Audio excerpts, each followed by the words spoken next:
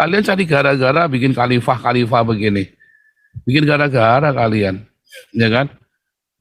Dan yang begini-begini, yang seperti ini yang bikin orang-orang ingin merdeka. Yang gara-gara yang begini yang membuat saya berteriak dengan keras. Hai kau, bangsat kau pemerintah Indonesia. Ya kan? Nggak berani kau dengan begini-begini kan? Nah, bangsat kau juga. Ya pendeta-pendeta macam Gilbert. Nggak berani yang begini-begini dilawan.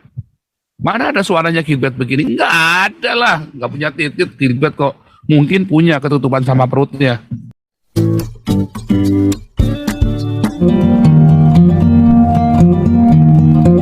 Saudara, mengerikan. Silakan para Jauti. Oke, shalom Pak Paul, terima kasih. Jadi kalau kita lihat kegiatannya Damaris maupun Galarua ini kan sedang gencar diserang dari segala arah gitu. Jadi semua YouTuber Kristen itu seolah-olah dihasut untuk menyerang channel Zoom N26 ini. Tapi ketika mereka menyerang, mereka harus berhati-hati. Ini kan menyangkut dua yayasan yang sudah berbadan hukum, Pak Paul gitu. Iya. Damaris itu sudah berbadan hukum, Galarua juga sudah berbadan hukum. Iya. Tidak sudah terdaftar gitu. Kalau mereka nanti misalkan dituntut balik, ya mereka harus siap gitu Pak. Jangan sembarangan main serang-serang saja, tapi juga mereka nggak punya bukti dan hanya melakukan fitnah, dan itu ya mereka harus siap. Walaupun saya tahu Pak Paul bukan tipe orang yang suka membawa-bawa ini ke jalur hukum ya, apalagi terhadap sesama Kristen gitu ya. Saya tahu Pak Paul bukan tipe yang seperti itu. Tapi banyak orang salah sangka Pak, bahwa yayasan ini milik Pak Paul gitu. Padahal ini kan milik orang-orang yang ada di Indonesia gitu Pak Paul. Iyalah. Iya, yang mengelolanya ini semuanya para petinggi, jenderal, dan tokoh-tokoh penting gitu. Jadi ya harus hati-hati mereka untuk bermain-main seperti ini, jangan bermain api gitu. Itu yang harus diiniin. Jadi beberapa channel yang pertama itu juga mau dibenturkan ke Pak Paul, sekarang sudah pada mundur. Bahkan hari ini saya tadi masuk ke channel Jasang Debater juga, dia juga sudah mulai ini tidak mau dibenturkan Pak gitu. Sempat saya masuk dan berdialog sebentar gitu ya, nggak mau, juga tidak mau diadu domba dengan Pak Paul gitu. Jadi lama-lama orang akan sadar gitu, dan kebenaran itu memang akan menunjukkan hasilnya, tapi nanti lahan-lahan gitu. Terus kemudian mengenai khilafah inilah memang yang pernah dikatakan oleh Pak Jenderal kita, negarawan 62 ini. Kita memang akhirnya penguasa-penguasa di daerah itu jauh lebih kuat daripada penguasa di pusat, Pak.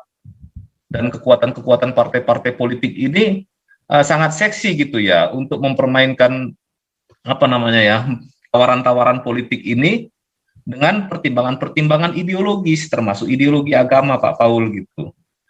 Jadi akhirnya apa? Ya pemerintah pusat juga ketika menyatakan bahwa khilafah itu ideologi terlarang, sepertinya jadi gamang Pak, karena kita nggak punya perangkat undang-undangnya, kita nggak punya undang-undang keamanan nasional, kita nggak punya undang-undang ideologi negara kan gitu ya Pak Paul ya. Nah ini yang pernah juga dikatakan oleh Pak Ketua kita Santiamer, ya inilah sulitnya Pak. Tapi kalau kita lihat kecenderungan 2-3 hari ini mereka pawai-pawai di jalan-jalan besar di beberapa wilayah gitu ya, di Jakarta Timur, di daerah, kemudian ada foto-foto segala macam. Jadi memang resikonya begitu Pak. Dulu PKI dilarang, orang-orangnya ditangkap Pak, gitu. Sekarang apakah ada orang-orang yang ditangkap? Tidak, mereka bebas berkeliaran, mereka bebas menyebarluaskan ideologinya, mereka bebas menistakan Pancasila Pak Paul gitu. Nah ini yang harus dirubah gitu dari masyarakat kita ini gitu. Jadi mau nggak mau ya grassroots inilah yang harus teriak demi keutuhan wilayah Indonesia ini Pak. Kalau tidak, saya sih nggak yakin siapa sih yang mau dijajah sama khilafah Pak. Nggak ada yang mau. Saya kira Batak juga nanti lebih baik diri sendiri daripada budaya kita hancur dan dijajah khilafah. Nah mungkin juga yang lain juga akan sama gitu Pak Paul gitu. Nah inilah akhirnya karena terjadi bargaining politik ini, akhirnya ya ini mengancam keselamatan negara sebenarnya. Gitu.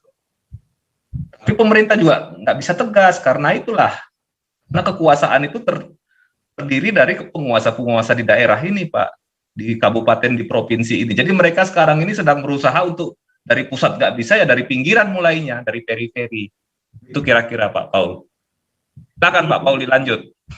Nah, lihat. Ya, saya memang kalau melihat ya, ini kiriman dari Pak Raja Uti juga dia. Saya lupa ya, dari Raja Uti atau dari grupnya Pohos ya, saya lupa ini ya. Oke ini ya. Selamat datang di negeri Khalifatul. Sebenarnya kalimat-kalimat ini ya, ini haram jadah, nggak boleh loh. Ya, kalimat ini nih nggak boleh ada nih di Indonesia ini. Siapa sih ini siapa negeri Khalifatul? Ya, nah, saya sih berharap ini ya, ini dicopot begini ya. Copot, harus dicopot. Kalau enggak mendingan Papua merdeka saja sama tim apa ya namanya, sama Ambon ya. Kalau Ambon ada orang Islam nggak mau merdeka ya sana bisa aja, Ambon Maluku bisa aja, banyak yang mau pisah kok, ya kan?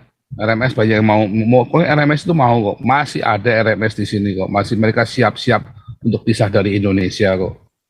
Permesta juga siap keluar, ya kan? Saya nggak tahu dengan Batak ya kan. Tapi Batak saya kira mereka begitu yang lain gerak, ya Batak juga mau gerak juga, gue juga mau, pasti akan berpikir begitu. Tapi kalau terjadi seperti ini, pemaksaan Khalifatul begini ya,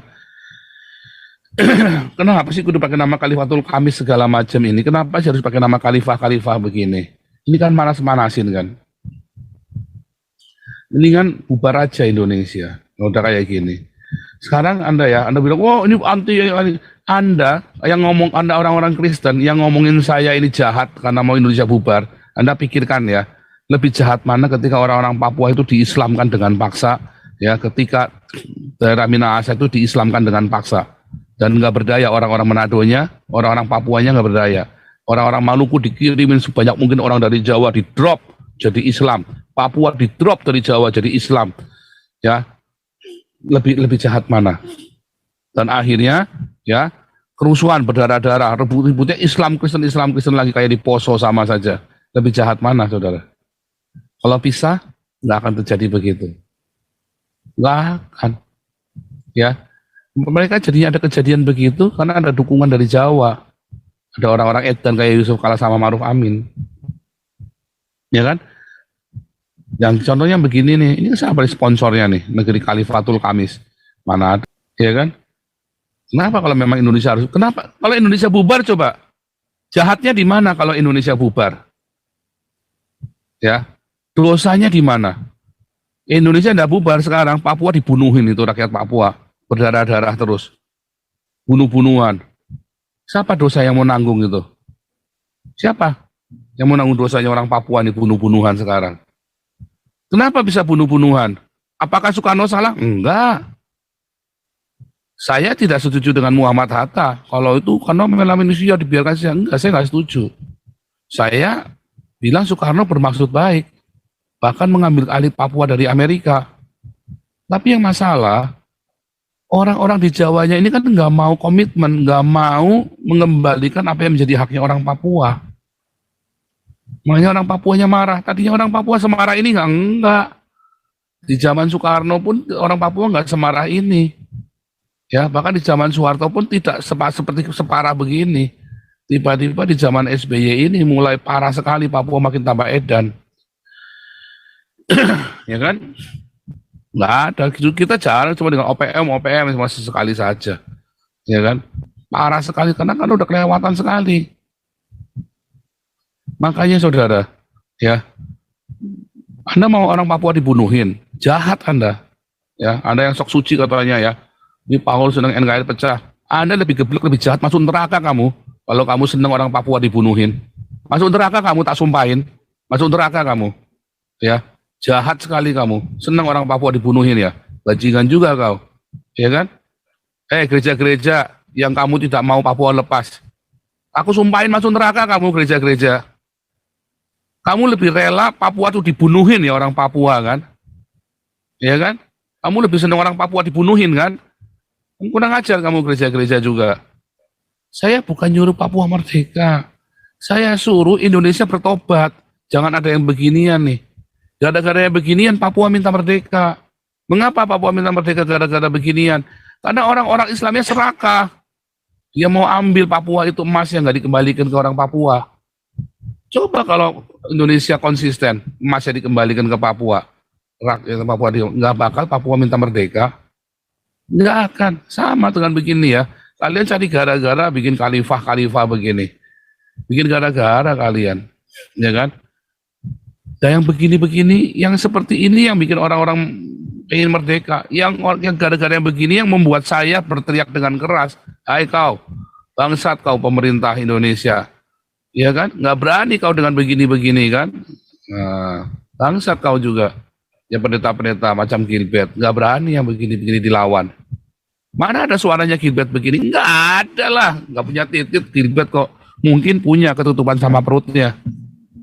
Si Gilbert aja mau megang titiknya aja nggak bisa. Ya kan, kegedean perutnya. Ya kan. Kenapa kegedean perutnya? Karena dia sudah kegendutan, kekenyangan. Dia udah nggak urusan dengan rakyat kecil lagi. Dia nggak urusan dengan jemaat yang kere. Ya, pendeta-pendeta itu sudah kegendutan, saudara, udah nggak urusan lagi. Nggak kasihan. Nggak urusan dengan yang begini-begini kan. Saya peduli dengan kalian. Yang kalian, saya nih ya, Nabi ke-26 yang dicaci maki oleh gereja. Ya, yang bahkan oleh gereja dicaci maki kan saya kan. Yang peduli dengan kalian kan saya kan. Oke. Sebelum Anda kejang-kejang kelojotan sampai menggelinjang-gelinjang, ini pendeta Cimisun baru nongol ini. Silakan pendeta Cimisun.